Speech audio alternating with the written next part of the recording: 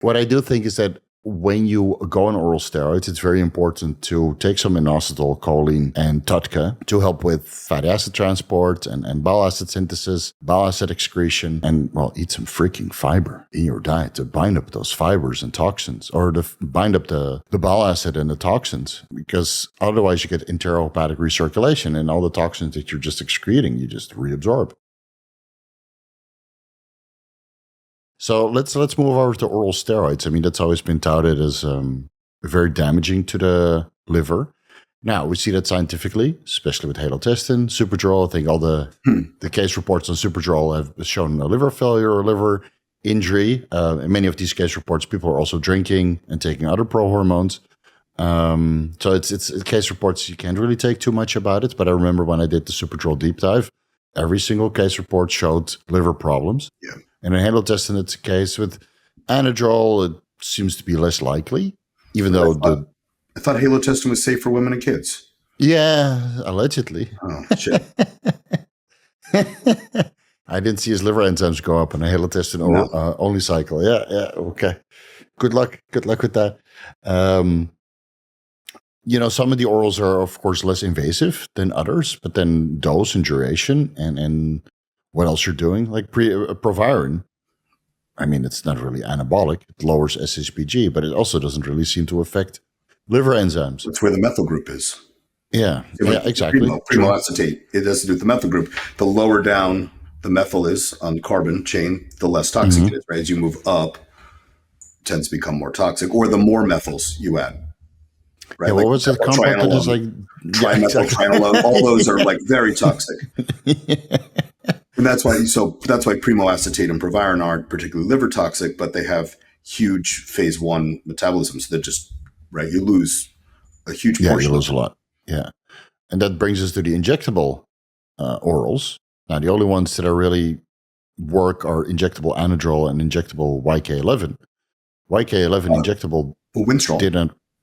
Oh, yeah, injectable Winstrol. Yeah. And people make injectable D-ball. Oh, right. Yeah, I never used that, though. No. Did that change liver enzymes for you guys? Did you ever try it? I never tried it. Because it's still 17 alpha alkylated. Right. If it weren't, it would be equipoise. Right. Yeah, exactly. Yeah.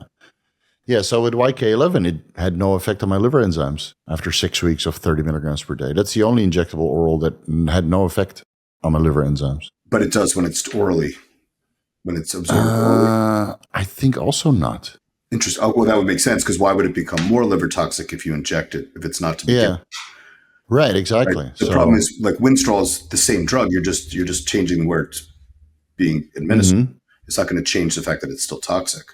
Yeah, but the Winstrol seems to destroy your lipids more than your liver enzymes. Yeah. Well, that's hepatic lipase clearance. Yeah. Right. So the androgens increase hepatic lipase, so then the HDL is just going to get excreted faster than you can produce it. Right. And orals have a much worse effect there. Right. But the liver also magnifies these drugs as well. That's why EQ and D-ball are the same chemical, but when you, right, because it's methylated D-ball and you take it orally, it magnifies its response. Right. Yeah. And then you have a little bit of different metabolism because it goes through the liver, so you have more methyl estradiol, whereas injectable boldenone seems to produce more esterone. And some of the metabolites seem because to androstenedione. It goes down to androstenedione. Right. So with the oral steroids, are there some guidelines that we can follow to make them less liver toxic besides not taking them or limiting the dose and the duration? 4 to 6 weeks. Once, twice a year. I usually want guys to either save it for prep for a show. Right. Or if they're very large and they need to leverage it in an off season, I try to minimize it at the end of a cycle for a very short period of time. Yeah. Like Anadrol's only 4 weeks, right? Because your appetite starts to go to shit anyway. And I wouldn't leverage... Anavar, Winstrol, those to me are more cosmetic. I wouldn't leverage them in an off season. Right. No, I agree. Yeah. So you do Anadrol at the end of a quote unquote off season phase where you need to break through some strict plateaus, or maybe you use it throughout, but once a week on your weaker body parts to have a little bit of this non-genomic signaling that helps with strength. You could, right? If you're getting stronger, you're going to get bigger. I would still default to the more classic. If you're just trying to get growth out of it, just use it daily, right? Because you're only for a short period of time.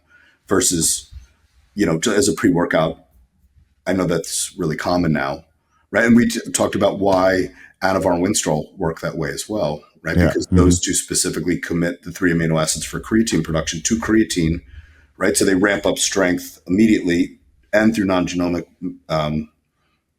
methods, but they also, one of the reasons why they don't build skeletal muscle is because you're now missing 3 amino acids out of the liver that should go to protein synthesis. And a rat liver, and where they went wrong is the rat liver is not a human liver. Right? We see this with trenbolone too. When you look at the metabolite studies, the way a rat breaks down trenbolone has totally different metabolites than a human. Right? We're much more similar to a cow when it comes to the metabolites. Yeah, so that's what the mistake with the anabolic rating for a lot of these drugs is. It was based on a rat or a rooster, and we're not even remotely close to a rat. No, I know, but people still, and then some of the anabolic ratings are just taken out of thin air. Yeah. 500. Show me the fucking Hirschberger bioassay. Show it to me. or halo testing. What's halo testing? Like 1800? Yeah, or 2300 or something like that. Ridiculous. Couldn't find it. You couldn't find that Hirschberger bioassay. I looked everywhere, dude. That doesn't exist. Yeah. Yeah, some of them exist. And then they have the anabolic to androgenic dissociation. Times 100 is the anabolic to androgenic rating. That's what William Lebelin did, based on what is the Handbook for Experimental Pharmacology, volume 43. Yeah. Some German by Charles D. Kokaki. And I did a super long deep dive on it. And then you realize that they just multiplied it by 100. Yeah. And the ranges come from multiple studies. And then you try to find those studies, the ones that are indexed in that Handbook Experimental Pharmacology you could find. But there's some of the references in Anabolics 11. They don't exist. Or they don't exist. What, the EQ one. Yeah. Right? That was just made up. Yeah. Yeah, or nandrolone is compared to, or a trenbolone hexahydrobenzocarbonate was compared to nandrolone acetate. I looked everywhere, dude. Couldn't find it. It's not even trenbolone versus testosterone. It's trenbolone versus nandrolone. And then there are follow-up Hirschberger bioassays that show a completely different anabolic to androgenic rating or dissociation. If you kind of go back in time and re-engineer or backwards engineer the formulas that they use for that. I think it's in a trenbolone deep dive, what the actual trenbolone compared to testosterone. And then it's versus testosterone injected and methyl testosterone orally. So that's even not, the delivery methods aren't even the same. And they don't account for the ester. So yeah, it was a clusterfuck. Yeah. So let's not even go there. What I do think is that when you go on oral steroids, it's very important to take some inositol, choline, and TUDCA to help with fatty acid transport and bile acid synthesis, bile acid excretion, and eat some freaking fiber in your diet to bind up those fibers and toxins, or to bind up the bile acid and the toxins, because otherwise you get enterohepatic recirculation, and all the toxins that you're just excreting, you just reabsorb. That's why in some guys that don't eat fiber, their bilirubin is sky high. That's why the carnivore diet doesn't really work, because there's zero fiber. And you see that in ferritin and bilirubin and all these crazy increases over time. It just gets reabsorbed. Dean, I know we talked about this in a previous podcast about TUDCA, oxbile, choline, right? Yeah, we discussed obviously when you're taking orals, they affect bile viscosity and potential bile output from the liver itself. Bile is very important because it helps with maintaining pH of the intestine. It's a lubricant as well. It helps move things along. That's why normally you get a bowel movement when you wake up in the morning. You have a mass movement in response to bile being secreted from the gallbladder down into the intestine, getting everything moving along. I think when we talked about that, things like oxbile, TUDCA, choline, inositol, the oxbile and TUDCA is playing into the bile viscosity, which is going to, you have secondary messaging within the gut, whereby if there is poor bile output, it can have downstream effects onto leptin signaling. So then you effectively feel fuller for longer. That's where that lack of appetite, nausea with high oral dosage tends to come from. That if you supplement with an adequate amount of oxbile or TUDCA, whichever sort of suits your nutrition and your fat intake, tends to offset some of the appetite issues that come with orals towards the liver. We also have to view that with the liver, anything that's absorbed from the gut, the first place it's heading to is the liver. So in terms of, someone asked me before about, you have systemic circulation of oral compounds. So normally what happens with oral steroids is you will get packaging alongside chylomicrons, cholesterol particles of the oral lipophilic steroid into systemic circulation, into the bloodstream and then to the liver. But you can also have lymphatic absorption of a compound where an oral could be distributed in your lymph, but to be honest, it operates like 5% absorption roughly.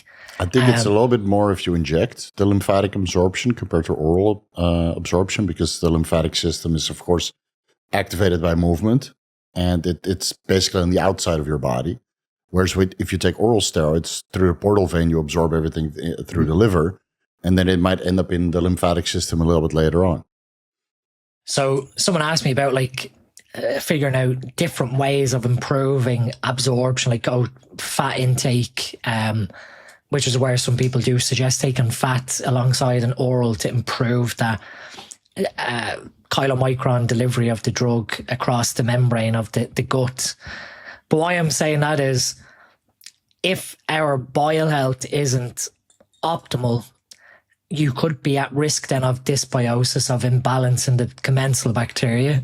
It doesn't necessarily mean that it's pathogenic, that there's going to be a disease coming from it, but the lining of the gut then can become compromised based on the dysbiosis. Yeah. So now, in theory, you could develop some level of leaky gut or gut permeability, which can let local endotoxin from your gut microbiome, or LPS, lipopolysaccharide, pass into the bloodstream straight to the liver and cause liver inflammation.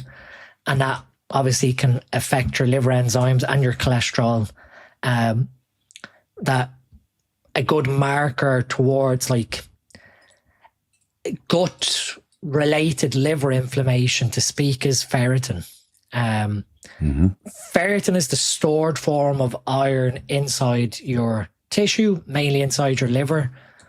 But the ferritin that the assay operates on for blood work is basically an empty cage that would contain iron. So basically, when you detect ferritin in your bloodstream, the iron that was inside the cage is missing. It's been offloaded like a shotgun shell. It bursts out into your tissues. First place that ferritin normally interferes with is your liver insulin receptors. So it can cause insulin resistance or hepatic insulin resistance, which can then have knock-on effects over time to liver glycogen and everything else. That using that to then decide, well, what impact is the oral having to the gut microbiome linked back to the liver? You know, estrogen, for all we joke about, estrogen receptor beta, they think is a contributor towards keeping our gut tight, keeping our gut junctions tight.